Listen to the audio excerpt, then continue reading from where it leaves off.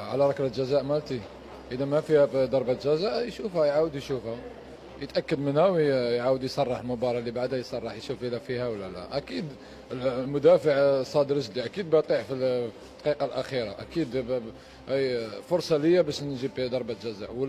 والأولى كان في دعس عليا نفسها، الحكم راح شاف الفار ما صفر، قال في اكسيدنت، ما في دعس، ما في بينالتي.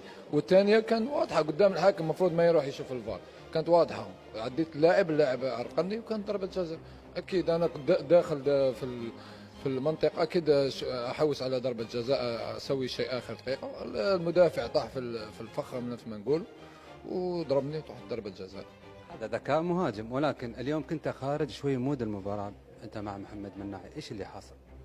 لا بس كان تهاوش بينه وبين بس اخويا الصغير، كانت في هجمه مرتده كان قادر يلعبها وما لعبها، بس هي تصير في الكوره. وجا طلب مني سماح واخويا الصغير، ونتمنى له كل توفيق مع المنتخب قطر والشام ان شاء الله.